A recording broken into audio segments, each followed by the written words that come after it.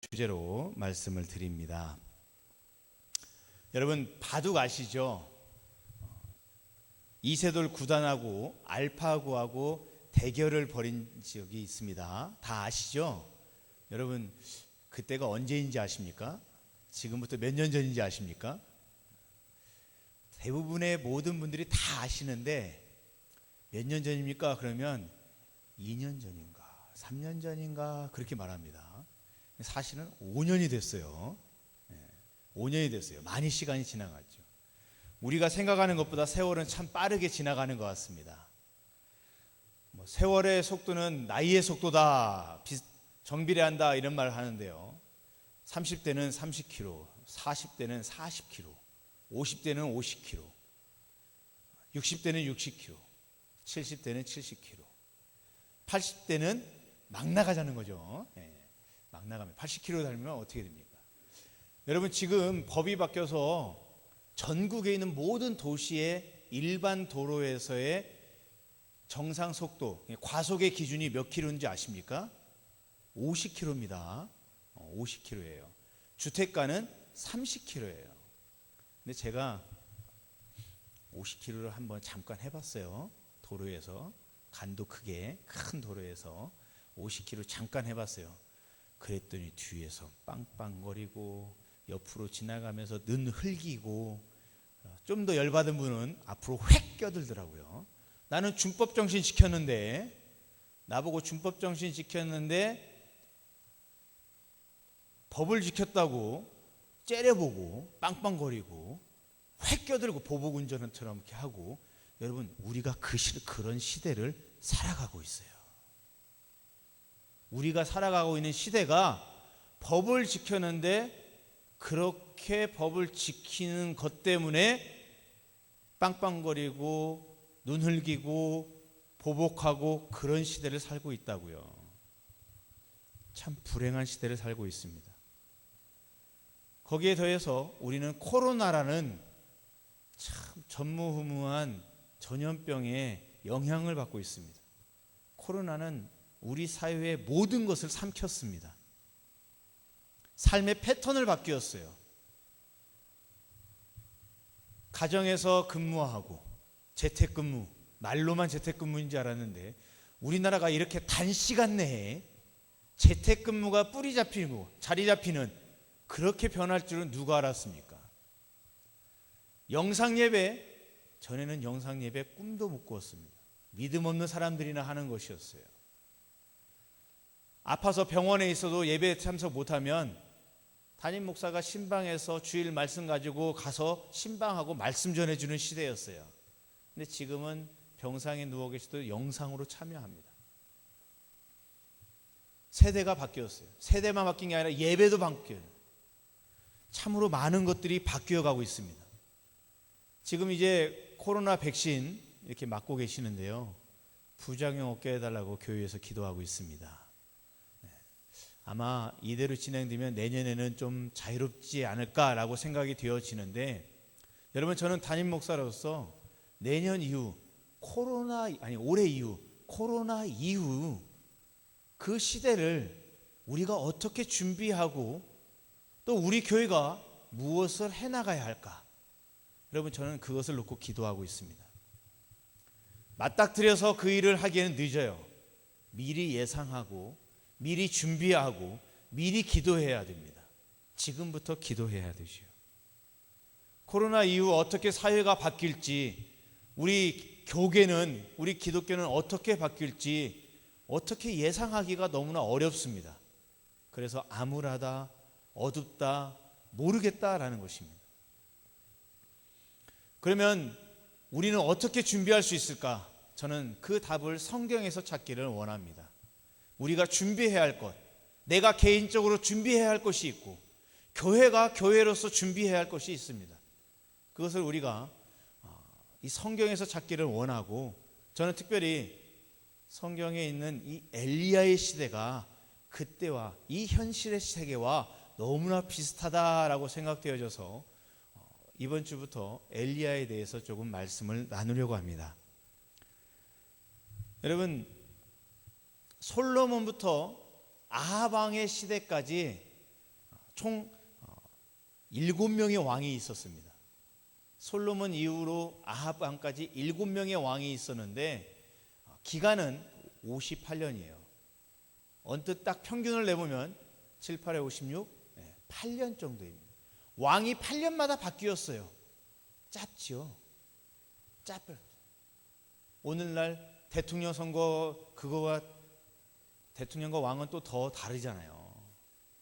왕의 말은 곧 법이잖아요. 절대 권력이잖아요. 근데 그 왕이 8년마다 바뀌니 이 정치적으로 얼마나 혼란스럽겠습니까? 또 영적으로는 얼마나 혼란스럽겠습니까? 오늘 우리가 살아가는 이 시대가 꼭 그 짝입니다. 정치, 보수와 진보의 극심한 대립이 있고 거기에 코로나라는 또 혼돈이 있고 그리고 우리 시대도 영적으로 너무나 암울한 시대잖아요. 그래서 여러분 이 엘리야의 시대를 우리가 말씀을 나누면서 우리가 코로나 이후 시대를 준비하는 그런 은혜가 우리 성도님들에게 그리고 우리 교회에 있기를 축복합니다. 여러분 왜 이스라엘에는 이런 혼돈이 찾아왔습니까? 왕이 자주 바뀌어서요? 아니요, 그 이면을 바라봐야 됩니다. 오늘 우리가 왜 이렇게 혼란스럽습니까? 코로나 때문에요? 아니면 대통령이 너무 자주 바뀌어서? 진보와 보수의 그런 대립 때문에? 아니요, 그 내면을 볼 수 있어야 됩니다. 그 내면 사회를 볼 수 있어야 그 내면의 세계를 어떻게 준비할지 또 그 내면의 세계를 어떻게 극복해 갈지 방법을 생각할 수가 있는 것입니다. 엘리야가 등장할 그 당시 여러분 이스라엘의 사회는 3종 세트가 존재하는 사회였습니다. 3종 세트. 첫 번째 세트는 오므리입니다. 오므리는 아합의 아버지예요. 여러분 성경에 오므리에 대해서 뭐라고 평가하고 있는지 찾아보기를 원합니다. 25절이에요. 우리가 읽은 29절 바로 위에 있는 25절이에요. 열왕기상 16장 25절. 오므리에 대해서 성경은 이렇게 평가합니다. 오므리가 여호와 보시기에 악을 행하되 그 전에 모든 사람보다 더욱 악하게 행하여. 놀랍습니다. 어떻게 사람에게 이런 표현을 쓸 수 있을까요? 이전에 모든 사람보다 더욱 악하게 행했다. 여러분 얼마나 악했으면 이전에 모든 사람보다 가장 악했다라는 평가를 성경이 내리고 있을까요? 저는 공부하는 우리 아이들을 1등하기 원합니다. 1등을 강조하지는 않아요. 잘하기 원합니다. 다니엘처럼 특출나게 잘하기 원합니다. 공부하는 자녀니까요. 공부 안 하면 그 일에 또 특출나게 하나님의 은혜가 임해서 하나님의 특출난 은혜가 임해서 그것에 1등 되기를 원합니다. 그런데 여러분 어떻게 악한 일에 1등이 되겠습니까? 그거 꿈꿀 수도 없는 이야기예요. 돼서도 안 되고 상상할 수도 없는 이야기입니다. 어떻게 악한 일에 1등이 될 수 있습니까? 그게 오므리예요. 그런 오므리를 아버지로 둔 아들 아합은 어땠을까요? 여러분 가정교육이 참 중요하다는 게 여기서 절실히 드러나고 있어요. 세상에서 가장 악한 왕, 세상에서 가장 악한 사람을 아버지로 둔 아들은 어땠을까요? 3종 세트의 두 번째 세트 아합은 어떻게 평가할까요? 30절 보세요. 오므리의 아들 아합이 그의 이전의 모든 사람보다 여호와 보시기에 악을 더욱 행하여. 오므리 자꾸 아합 때문에 아모리 그러는데요. 오므리죠. 오므리 때문에 오므리한테 이전보다 가장 악했다라고 했는데 아합에게도 똑같이 이전보다 더욱 악했다라고 말하는 거예요. 자, 100명이 풀면 100명이 맞출 수 있는 문제. 오므리가 더 악한 왕입니까? 아합이 더 악한 왕입니까? 네, 아합이 더 악한 왕이에요. 여러분, 제가 전에 히브리어의 대꾸법 설명한 적 있죠? 기억나시죠? 대꾸법 절대 잊어버리면 안 돼요. 대꾸법은 히브리어에서 강조를 하고 싶은데 똑같은 단어를 두 번 쓰면 조금 식상하니까 같은 의미를 가진 동의어를 두 번 써서 반복해서 강조한다라고 했어요. 근데 그 대꾸법은 한 문장에서 한 단어, 두 단어가 동의어인데 바꿔서 이렇게 강조할 수가 있고, 문단에서 똑같은 구절이나 똑같은 문장으로 반복해 사용해서 강조할 수 있다고 했어요. 지금 오모리에 대해서 이야기하고 아하방에 대해서 이야기하면서 히브리어 대꾸법이 쓰여졌어요. 그 말은 아하방이 오모리보다도 훨씬 더 악한 왕이었다라는 거예요. 조금 더 악한 왕이 아니라, 오모리보다 더 악한 왕이 아니라 훨씬 더 상상할 수 없는, 오모리는 아무것도 아닌 그런 악한 왕이었다라는 거예요. 실제로요, 여러분 25절 보세요. 25절, 26절. 느밧의 아들 여로보암의 모든 길로 행하여 그가 이스라엘에게 죄를 범하게 한, 그러니까 오모리는 가장 악한 왕인데 어떻게 행했느냐? 여로보암의 죄를 따랐다라는 거예요. 여로보암이 어떤 죄를 저질렀죠? 북왕국 이스라엘과 남왕국 유다가 솔로몬 이후에 나눠졌을 때 남왕국 유다는 르호보암, 솔로몬의 아들이 왕이 됐고, 북왕국은 여로보암이 왕이 됐어요. 그리고 이스라엘 12민족이 나눠졌어요. 남왕국 유다는 유다와 베냐민, 사실 그때는 베냐민은 내전이 일어나서 베냐민 족속은 거의 멸절됐어요. 얼마 없어요. 그래서 유다라고 표현하고, 나머지 10개 부족은 다 이 북왕국에 붙었어요. 북왕국 10개 부족 중에서 가장 강대한 부족이 어떤 부족이면 므낫세 부족과 에브라임 부족이에요. 요셉의 아들들, 그들이 강하게 되어졌어요. 그래서 북왕국 에브라임이라고 표현해요. 에브라임은 북왕국을 말하는 거예요. 여러분, 근데 이 여로보암이 북왕국 이 민족의 절기를 맞으면, 명절을 맞으면 예루살렘에 와서 경배해야 되니까, 제사드려야 하니까 예루살렘에 내려왔어요. 여로보암이 가만히 보니까 유다에 내려갔다가 유다 사람들에게 회의하거나 유다 사람들에게 안 좋은 물들이 들으면 북왕국으로 올라와서 통치할 때 반항하고 반대하고 불평하고 원망하고 통치를 어렵게 할 것 같아요. 그래서 이 여로보암이 무엇을 만들었냐면 단과 베델에 이 금송아지를 만들어서, 이게 하나님이다, 너희들 예배드리러 제사드리러 예루살렘에 안 가도 된다, 이제 이곳에서 제사드려라 라고 말했어요. 여러분, 이게 얼마나 큰 죄냐면, 모세가 하나님 앞에 십계명을 받으러 산 위에 올라가서 40일 동안 있었어요. 그러자 산 아래에 있는 사람들이 모세는 죽었나 보다, 40일 동안 내려오지 않는다.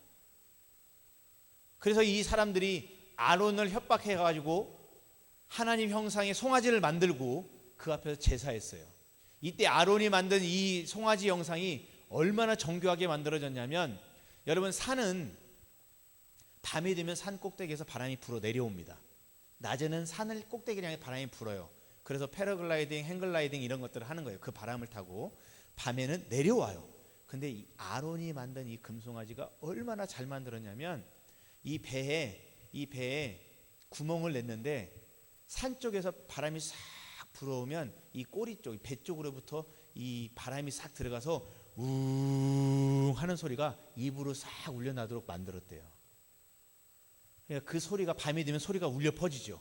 그러면 백성들이 하나님의 신이 임재했다라고 그 금송아지 앞에 와가지고 절하고 제사드리고 우상을 숭배했어요. 근데 이 모세가 내려오다 보니까 율법을 정하고 하나님의 언약을 정하고 두 돌판에 하나님의 십계명을 가지고 딱 내려왔는데 백성들이 금송아지 만들고 제사하고 있어요. 여러분, 그때 모세가 그 돌판을 깨트렸어요. 왜 깨트린지 아십니까? 그 돌판이 백성들 가운데로 들어가면 그냥 그대로 가지고 들어가면 하나님이 주셨는데 어떻게 깨트려? 이 귀한 걸 그냥 가지고 들어가면 어떻게 되냐면 이스라엘 멸망 나갑니다. 왜냐하면 언약을 체결했잖아요.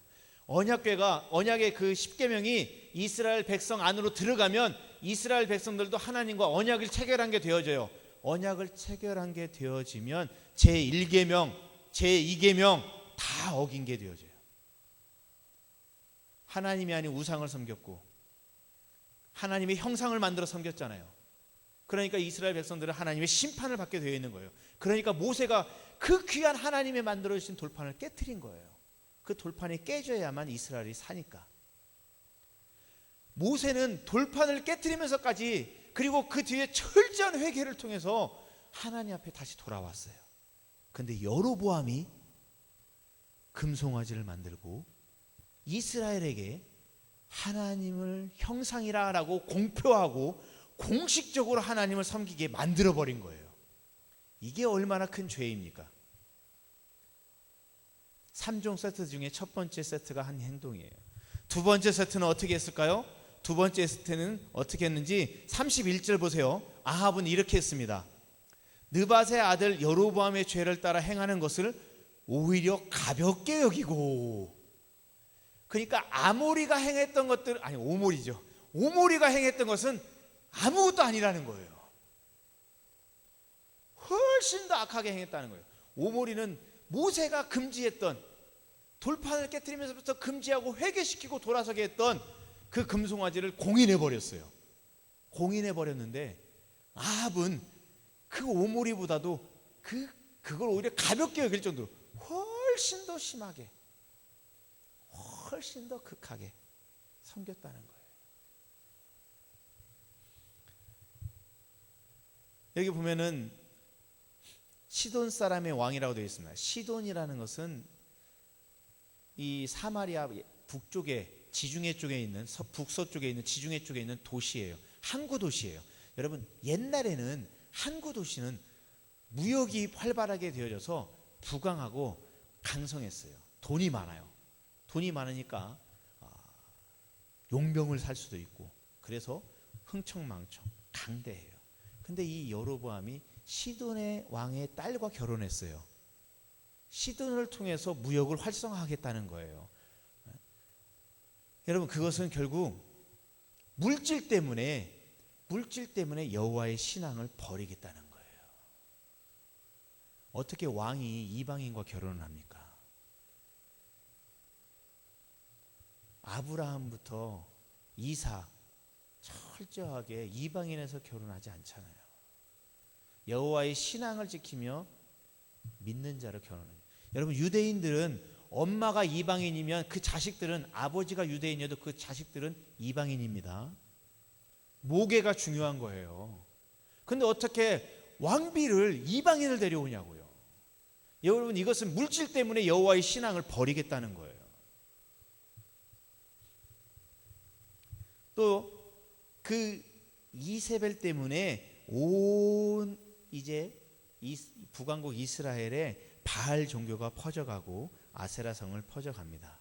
그러면서 33절에 이렇게 평가합니다. 아합을 이렇게 다시 한번 평가합니다. 그는 그 이전에 이스라엘의 모든 왕보다 심히 이스라엘 하나님 여호와를 노하게 하였더라. 그러니까 최고로 악한 왕이죠. 1종 세트, 2종 세트, 이번엔 3종 세트를 보겠습니다. 여러분, 34절 보세요. 그 시대에 베델 사람 히엘이 여리고를 건축하였는데 그가 그 터를 쌓을 때에 맏아들 아비람을 잃었고 그 성문을 세울 때에 막내 아들 수굽을 잃었으니 여호와께서 눈의 아들 여호수아를 통하여 하신 말씀과 같이 되었더라. 세 번째는 히엘이에요. 갑자기 왕의 이름이 쭉 나오다가 일반 사람 히엘이 등장해요. 왜 이게 등장했을까? 특히 열왕기서잖아요. 왕들의 이야기인데 왜 왕들의 이야기를 하다가 일반 평범한 히엘이라는 사람이 등장했을까? 여러분, 히엘은 대표격이에요. 이스라엘 백성의 대표격이에요. 이스라엘 백성들이 히엘처럼 살았다는 거예요. 여호수아가 뭐라고 했습니까? 여리고를 무너뜨린 난 뒤에 여리고를 재건하는 사람은 그 기초를 쌓을 때 첫째를 잃을 것이요 그 성문을 쌓을 때 둘째를 잃을 것이다. 아니 막내를 잃을 것이다 그러고 있어요. 자녀 셋이 있어요. 첫째와 막내를 잃었으면 가운데 둘째는 남겠구나. 여러분 이런 개념이 아니에요. 이 말씀은 그런 개념이 아니에요. 첫째와 말째를 잃는다는 건 여러분 대표격이에요. 처음과 나중 모두를 잃는다 그런 뜻이에요. 모두를 잃는다는 그런 뜻이에요. 그런데 그 히엘이 여리고를 재건하다가 첫째를 잃었어요. 그러면 그만둬야죠. 히엘이 여리고를 재건할 때까지 약 600년의 시간이 지났습니다. 왜 600년의 시간 동안 이스라엘이 왜 여리고를 재건하지 않았을까요? 그들이 우상을 섬긴 적도 있는데 오모리 왕 때는 우상 섬겼잖아요. 그 이전에도 우상 섬겼어요. 그런데도 왜 이 여리고를 재건하지 않았을까요? 그들이 우상을 섬겨도 그들 안에 일말의 이 성경 말씀이 남아서 이걸 재건하면 다 죽어. 하나님이 저주를 내리셔.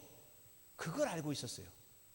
사람들이 복받고 싶어하지 저주받고 싶어합니까? 아무도 안 한 거예요. 근데 600년이 지난 이 시대 왕이 그 역대 왕보다도 가장 악하고 가장 못된 왕, 그 시대의 그 백성들은 이제 그 일말의 희망마저도 사라진 거예요. 그 일말의 양심마저도 믿음마저도 사라져요. 무슨 저주는 무슨 저주 무시해버리는 거예요. 그리고 여리고 성을 재건한 거예요. 여러분 지혜가 있어야 돼요. 고집이 있으면 안 돼요. 첫째를 잃었을 때는 반급 깨달아야죠. 여호수아의 그 말이 맞았구나. 그만둬야죠. 계속해서 지어서 결국에는 막내도 있습니다. 여러분 첫째와 막내를 잃었다는 건 가운데 남았구나 그런 뜻이 아니라 다 잃었다는 뜻이에요. 이스라엘 백성들의 삶이 다 잃었다는 거예요. 다 완악하다는 거예요. 다 여호와를 향한 일말의 마음도 없어졌다는 거예요. 여러분 이것은 무엇을 뜻합니까? 오늘날 이 시대가 우리가 코로나로 살아가는 이 시대가 그때랑 똑같아요. 지금은 여러분 영적으로 죽은 시대입니다. 전에는 교회에 다닌다는 거나 교회 그러면 약간의 이 두려움이 있었어요. 근데요 여러분 우리 교회 주차장 보세요. 교회 와서 담배 펴요. 어떤 날은 교회에 술병이 있어요. 거기가 교회인데 교회 주차장인데 이 동네 사람들 중에 거기 와서 술 먹고 담배 피우고. 전에는 그러지 않았어요. 제가 지나가다 봐요. 거기 줄로 막아놨는데 어떻게 그 안에 들어가서 담배 피십니까? 그리고 여기 교회인데요. 어떻게 교회에서 담배 피십니까? 그러면 떨떠름한 표정을 지어요. 전에는 그렇지 않았어요. 아이고 내가 몰랐어요. 아이고. 그리고 교회 안에 와서 자기가 담배 핀 것에 대해서 죄책감을 느끼는 표정들이 있었어요. 지금은 그렇지 않아요. 떳떳해요. 가로막아 놨는데 그 안에 들어가서 피는데 사실 법적으로 치면 불법 침입죄예요. 불법 침입죄예요. 그런데 떳떳해요. 여러분 우리가 그 영적으로 죽은 시대를 살아가고 있어요. 하나님이 없다고 해요. 하나님을 무시하는 시대예요. 요즘 젊은이들 성공을 위해서라면 영혼을 악마에게 팔아도 좋다라는 사람들이 얼마나 많은지 모릅니다. 실제로 그렇게 팔고 다니는 사람도 있는 것 같아요. 제가 초반에 운전 얘기했죠. 나는 춘법정신 지켰는데 죄송합니다. 저 항상 지키는 건 아니에요. 저도 가끔 과속 많이 합니다. 근데 여러분 정속주행 했는데 눈을 흘기고 빵빵거리고 보복당하는 그런 시대를 살아가고 있어요. 여러분 우리가 이런 시대를 살아가고 있는데 여러분 내가 무엇을 해야 됩니까? 한마디로 말하면 여러분 기초가 흔들리는 그런 시대예요. 기본이 흔들리고 있잖아요. 나는 준법정신을 지켰는데 그 기본이 흔들려요. 오히려 그걸 지킨다고 뭐라고 하고 있잖아요. 교회에서 어떻게 담배 피러 옵니까? 어떻게 술 마시러 교회에 옵니까? 그런데도 떳떳해요. 얘기해주면 아유 몰랐다고, 전에는 그랬어요. 미안하다고. 근데 떳떳해요. 불법 침입해놓고도 떳떳해요. 그런 시대를 살아가고 있습니다. 시편 11편 3절 말씀 보니까 터가 무너지면 의인이 무엇을 하랴? 의문형입니다. 터가 무너지면 의인이 무엇을 하랴? 라고 말하고 있어요. 제가 세 번의 성경으로 봤어요. 기초가 바닥부터 흔들리는 이 마당에 의인들 무엇을 할 수 있겠는가? 세 번의 성경입니다. 여러분, 기초가 흔들리고 있는 이 마당에 성도가 무엇을 할 수 있겠습니까? 기초가 흔들리는 이 마당에 교회가 무엇을 해야 됩니까? 기초가 흔들리는 이 시대에 하나님은 무엇을 하고 계실까요? 여러분, 이 질문을 이 시대를 바라보면서 내 자신에게 끊임없이 끝없이 던지시기 바랍니다. 이 기초가 흔들리는 이 시대에 나는 무엇을 해야 하나? 우리 교회는 무엇을 해야 하나? 하나님은 무엇을 하고 계실까? 여러분, 답은 하나님이 무엇을 하고 계실까에 있습니다. 하나님이 무엇을 하고 계실까에 우리는 관심을 가져야 되고 하나님이 하시려는 그 일에 동참해야 됩니다. 내 자신을 뛰어들어야 됩니다. 방관자로 하나님이 이거 하시는구나 보고 있는 게 아니라 내가 뛰어들어야 돼요. 혈루증 앓는 여인의 이야기가 있습니다. 많은 사람들이 애워서 예수님을 밀었어요. 예수님은 떠밀리듯이 앞으로 가셨어요. 그때 한 여인, 그 여인만 예수님께 손을 대고 치료를 받았습니다. 많은 사람들이 예수님을 애워서 밀었는데, 손으로 밀었는데, 많은 사람이 예수님께 손을 댔는데 한 여인만 치료받았어요. 그건 무엇입니까? 많은 사람들 가운데서도 한 사람에게 하나님의 은혜가 임한다는 거예요. 우리가 방관자로서 바라보고만 있으면 안 된다는 거예요. 내가 직접 예수님의 몸에 손을 대고 내가 치료함 받기를 원해야 되는 거예요. 이 시대에 하나님이 무엇을 하실까 보고만 있는 게 아니라 하나님이 하시는 그 일에 내가 동참해야 돼요. 내가 헌신해야 돼요. 내가 뛰어들어야 돼요. 그리고 하나님이 나를 통해서 일하시기를 원해야 되는 거예요. 하나님이 하시는 일은 무엇이었습니까? 17장 1절 보시기 바랍니다.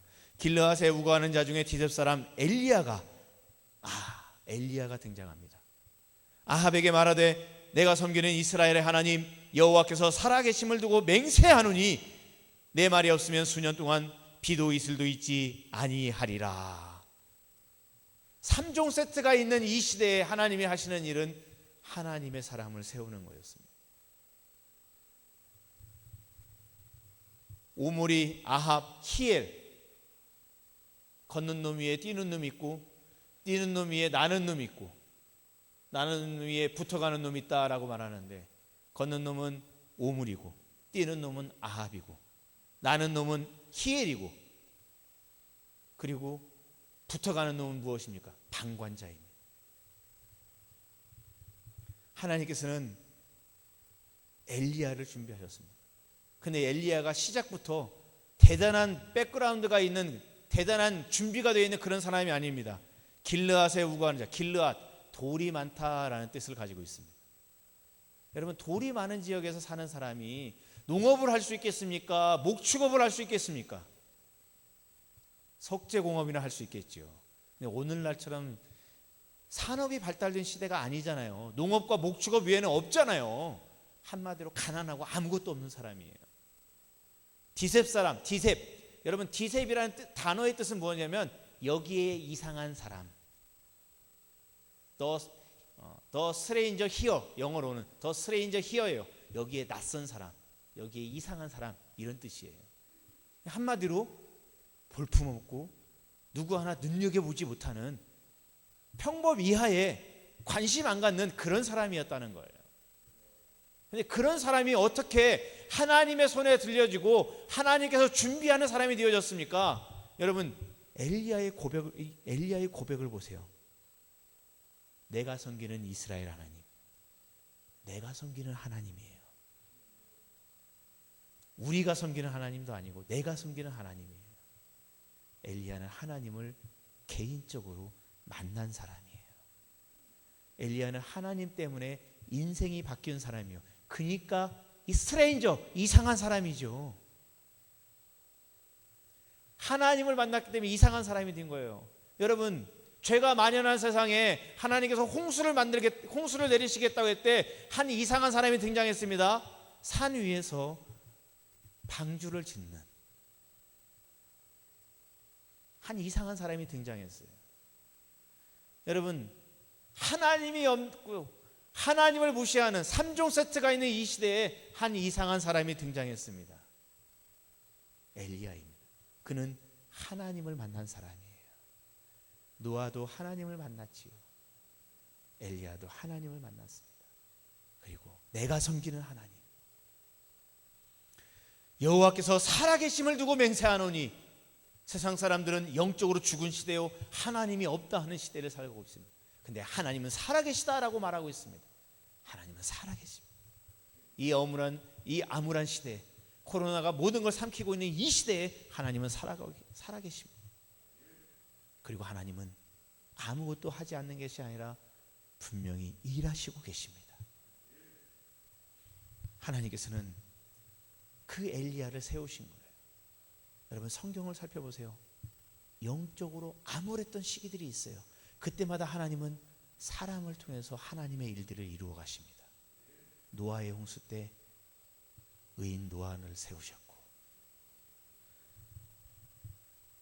이스라엘이 애굽에 종살이하고 있을 때 모세를 세우셨고, 가나안 땅에 들어가서 영적으로 흐지부지하고 있을 그때에 사무엘을 세우셨고, 그 전에 사사들을 세우셨었고, 오늘 본문에 엘리야를 세우셨고, 이후로는 선지자들을 세우셨고, 예수님 이후에는 어떻게 됩니까? 중세 기독교가 퇴폐하고 부패하고 그랬을 그때 종교 개혁자들을 세우셨고, 그나마 좀 가까운 시대에는 18세기 영국에서 계몽주의가 나타났어요. 이성주의죠. 수많은 침례교회, 장로교회, 교회들이 이성주의 앞에서 무너져 내렸습니다. 과학이 중시되는 시기였어요. 그때 하나님은 휘필드, 웨슬레를 세우셔서 하나님의 일들을 이루어 가셨습니다. 19세기 초중반 미국이 영적으로 암울해져 가고 청교도들의 그 신앙을 잃어가고 있는 그때 하나님께서는 구두수성공 무디를 택하셔서 이 미국에서 새로운 종교의 새로운 부흥의 역사들을 보여주셨습니다. 여러분, 지금 우리가 살아가고 있는 이 시대는 영적으로 죽은 시대요, 하나님이 없다 하는 시대요, 성공을 위해서라면 영혼도 팔 시대를, 이 아합과 같이 영혼도 팔 시대를 살아가고 있는, 우리는 그런 시대를 살아가고 있습니다. 여러분, 이 시대가 분명 코로나가 거치고 새로운 시대가 닥쳐올 텐데 내가 무엇을 해야 합니까? 우리 교회가 무엇을 해야 됩니까? 코로나가 거친 뒤에는 늦습니다. 지금부터 우리는 준비해야 됩니다. 하나님께서는 무엇을 하고 계십니까? 여러분, 나는 무엇을 해야 됩니까? 하나님이 하시고 있는 그 일을 여러분들이 보실 수 있는 축복이 있기를 원합니다.